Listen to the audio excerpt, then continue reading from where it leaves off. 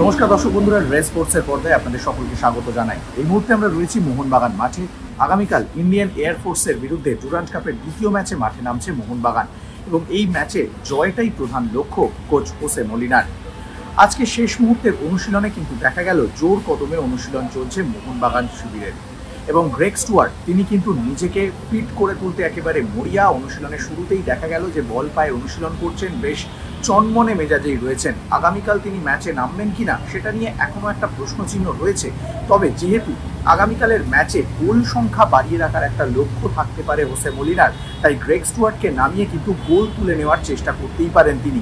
পাশাপাশি যেটা জানা গেল যে জেসন কামিন্স এবং টম অলরেডের পাশাপাশি যদি গ্রেগ স্টুয়ার্টকে জুড়ে দেওয়া যায় তাহলে বলাই যায় যে এই দলের আক্রমণ ভাগের শক্তি তো অবশ্যই বাড়বে। পাশাপাশি আলবার্তো রড্রিগেজ যিনি ইতিমধ্যেই মোহনবাগান অনুশীলনে যোগ দিয়েছেন, তাকেও কিন্তু পরবর্তীকালে ম্যাচের শেষের দিকে বা দ্বিতীয়ার্ধে তাকে কিন্তু মাঠে দেখা যেতে পারে। কারণ পরের ম্যাচটা ডার্বি, অবশ্যই কোচ হোসে মলিনা চাইবেন যে ডার্বির আগে নিজের সেরা দলটাকে তৈরি করে রাখতে, কারণ ডার্বি কিন্তু কঠিন ম্যাচ এবং যেহেতু এই দুটো ম্যাচের উপরেই নির্ভর করছে পরের রাউন্ডে যাওয়া, তাই কালকের ম্যাচে গোল পার্থক্য বাড়িয়ে রাখলে ডার্বিতে একটু চাপ মুক্ত হয়ে নামতে পারবে মোহনবাগান। অন্যদিকে আজকের অনুশীলনে কিন্তু দেখা গেল জেমি ম্যাকলারেন তিনি কিন্তু বল পায়ে মাঠে নামলেন না। অনুশীলনের শুরু থেকেই তিনি সাইড লাইনে রয়েছেন, সুতরাং বোঝাই যাচ্ছে যে কালকের ম্যাচে তিনি কিন্তু অ্যাভেলেবেল নয় এবং যেহেতু তার ঘাড়ে একটা হালকা চোট রয়েছে সেই কারণেই মোহনবাগান ম্যানেজমেন্ট কিন্তু তাকে নিয়ে বাড়তি ঝুঁকি নিতে চাইছেন না। অবশ্যই ডার্বিতে ম্যাকলারেনকে দেখার একটা আশা থাকতে পারে। অনুশীলন শুরুর পরে কিন্তু মাঠ ছেড়ে বেরিয়ে এসে জিমনাসিয়ামে সময় কাটালেন মোহনবাগানের অজি তারকা ফুটবলার জিমি ম্যাকলারেন।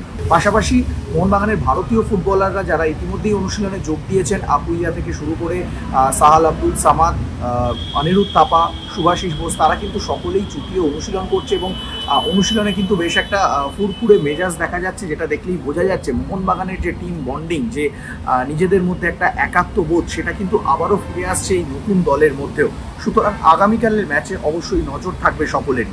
অন্যদিকে আরও একটা বিষয় যেটা অবশ্যই নজর থাকছে, আজকের অনুশীলনে কিন্তু যোগ দিলেন নন্দন এবং রাজা বর্মন, রিজার্ভ দলের দুই গোলকিপার। কারণ আগেই আমরা আপনাদেরকে জানিয়েছি যে গতকালের অনুশীলনে চোট পেয়েছেন ধীরাজ। তার চোট কতটা গুরুতর সেটা এখনো জানা না গেলেও তিনি যে বেশ কিছুদিন মাঠের বাইরে সেটা কিন্তু বোঝাই যাচ্ছে, কারণ তার গোড়ালিতে চোট লেগেছে, ফলে সেই শুশ্রূষা চিকিৎসার পর তিনি আবার মাঠে ফিরবেন। তাই বিশাল কাইতের পাশাপাশি ব্যাকআপ গোলকিপার হিসেবে কিন্তু নন্দন এবং রাজা বর্মনকে রেখে দেওয়া হলো। অবশ্যই বিশাল কাইতকেই নিশ্চয়ই প্রথম একাদশে দেখা যাবে, তবে বাকি দুজন গোলকিপার, রিজার্ভ দলের গোলকিপার, তারাও কিন্তু আজকে মোহনবাগান গোলরক্ষক কোচের তত্ত্বাবধানে জোর কদমে অনুশীলন করলেন। চলুন দেখে নেওয়া যাক আজকের অনুশীলনের কিছু মুহূর্ত।